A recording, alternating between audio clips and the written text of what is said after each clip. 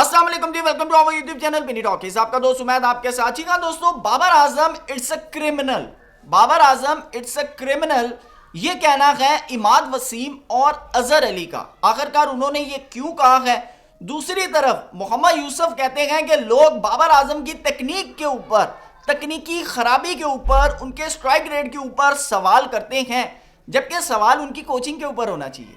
उन्होंने कहा अपनी गलतियों को छुपाने के लिए बड़ा सिंपल सा एक फॉर्मूला है कि आप बाबर आजम की टेक्निक के ऊपर, बाबर आजम के स्ट्राइक रेट के ऊपर, बाबर आजम के ऊपर आप तनकीद शुरू कर दें। आपकी बीइंग अ कोच, आपकी जो गलतियां हैं ना, उसके ऊपर एकदम से पानी पड़ जाएगा, क्योंकि लोग बाबर आजम को देख रहे हैं, आपको नहीं देख रहे। उन्होंने कहा मेरे से अगर सवाल होता है कि भाई आप भी तो कोच रहे, आपने क्यों नहीं सिखाया, तो उन्होंने कहा बात यह कि इंडिविजुअली तौर पर सिखाने का अमल नहीं है, ये ग्रास रूट लेवल से सिखाने का अमल है। बेसिकली क्या कुछ कहा है? जी हाँ, अजहर अली ने, इमाद वसीम ने और मोहम्मद यूसुफ ने आपके सामने रखेंगे। चैनल पे नहीं आए हैं तो इसको सब्सक्राइब जरूर करें, सब्सक्राइब किया करें। वीडियो देख लेते हैं, आप सब्सक्राइब नहीं करते, और कमेंट सेक्शन में अपनी राय से भी जरूर आगाह कीजिएगा और लाइक भी कीजिएगा। जी हाँ दोस्तों, आपको बताते चलें कि इमाद वसीम साहब, जी हाँ, बॉब्जी द किंग, बाबर आजम के साथ एक वक्त में इनकी बड़ी फ्रेंडशिप थी, फिर बीच में लड़ाई हो गई, लेकिन फिर इन्होंने 2024 का वर्ल्ड कप साथ खेला। और आपको बताता चलूं कि उनका मानना है कि जब इंडिया वाला मैच हम हारे ना, तो मैं जैसे ही ड्रेसिंग रूम में गया और अगले दिन मीटिंग हुई, तो उन्होंने कहा सबसे पहले मैंने हाथ खड़ा करके कहा जी मेरे से गलती हो गई है। लेकिन अब वो बाबर आजम के ऊपर कहते हैं being a big player like king, आप 24 बॉलें खेलकर 25 रन बनाकर आउट होकर आ जाएं, तो उन्होंने कहा it's a criminal, it's a playing like a criminal. आप यानी कि गलत, आप यानी कि मुजरिमाना क्रिकेट आप खेल कर आ रहे हैं, आपको वहां पर फ्रंट फुट पर होकर लीड करना चाहिए था, same as like Harry Brook. जबकि हैरी ब्रूक, मेरे ख्याल से अगर मैं कंपैरिजन करूं ना between Harry Brook and Babar Azam, personally मैं आपको बता दूं, मैं नहीं कह रहा भाई बाबर आजम को क्रिमिनल, बाबर आजम हमारे बहुत बड़े प्लेयर हैं, लेकिन ये जो इमाद वसीम साहब ने उनके बारे में बात की, मैं इसको जरा कर रहा हूं।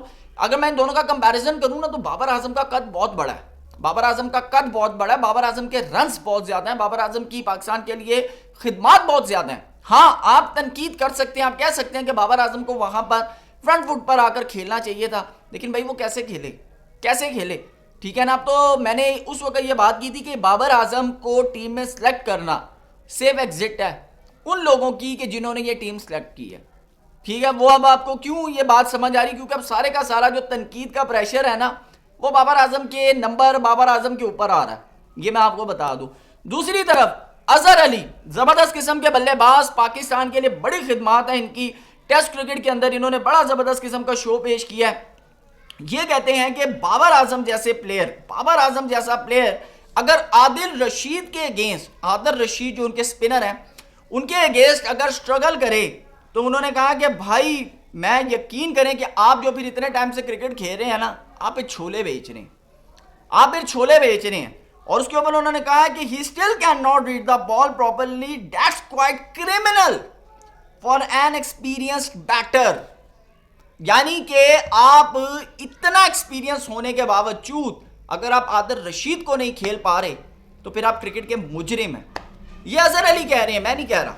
देखिए दोस्तों, बात पता क्या है, हमारे ना माइंड के ऊपर, अब बाबर आजम के माइंड के ऊपर एक चीज अब डेवलप हो गई है कि शायद वो स्पिनर्स को नहीं खेल सकते, जबकि मैं आपको बताऊं कि बाबर आजम की इस टीम के अंदर सिलेक्शन पता किस चीज पर हुई है, कि स्पिनर्स को खेलने पर, कि श्रीलंका में टर्निंग ट्रैक्स हैं और वहां पर बॉल मूव होगा, बाबर आजम जो है बड़ा जबरदस्त किस्म का जो है स्पिनर्स को खेलेंगे। एशिया कप के अंदर मुझे अच्छी तरह याद है, बाबर आजम स्क्वाड का हिस्सा नहीं थे, बाबर आजम के फैंस चीख कर ये बात करते थे, बाबर हुंदा रहे थे इंज मैच लै जाना सी।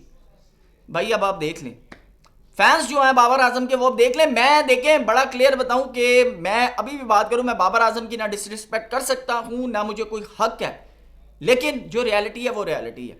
दूसरी तरफ मोहम्मद यूसुफ साहब ने बड़ी जबरदस्त किस्म की बात की। उन्होंने कहा ये बाबर आजम की जो तकनीक के ऊपर, बाबर आजम की स्ट्राइक रेट के ऊपर जो बातें होती हैं ना, ये बातें इसलिए की जाती हैं कि कोचिज अपनी गलतियों को छुपाने के लिए।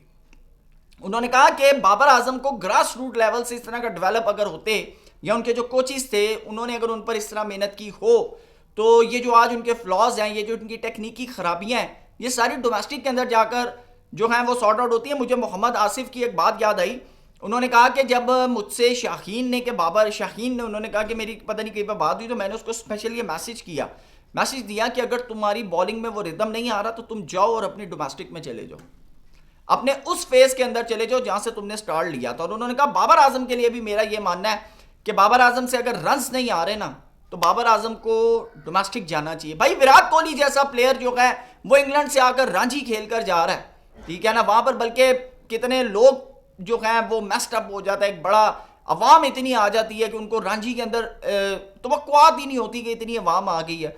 तो भाई बाबर आजम किस चीज़ का मेरे ख्याल से ना है, आप भी जाएं जाकर डोमेस्टिक खेलें, या तो मेरे ख्याल से आपको डर है कि अगर हम एक दफ़ा इस टीम से निकल गए ना तो फिर भाई हमारी एंट्री बड़ी मुश्किल है। तो भाई बात यह है कि जब आप मेहनत करते हैं ना, जब आपके बल्ले से रन्स आते हैं तो भाई साहबजादा फरहान भी टीम में आ जाते हैं, तो आपका तो फैन फॉलोइंग ही बहुत ज़्यादा है। आपके तो भाई डोमेस्टिक के अंदर मेरे ख्याल से 2 सेंचुरियाँ नहीं आई, तो फैंस ने इधर सोशल मीडिया जो है छत पे ले जाना है और उन्होंने कहना है कि बाबर को वापस लाओ भाई। तो ये सिनेरियो है। अब आप देख लें इसमें से इमाद वसीम साहब सही है, अजहर अली सही है या मोहम्मद यूसुफ सही है, आपने कमेंट सेक्शन में बताना है। थैंक यू सो मच, अल्लाह हाफिज़।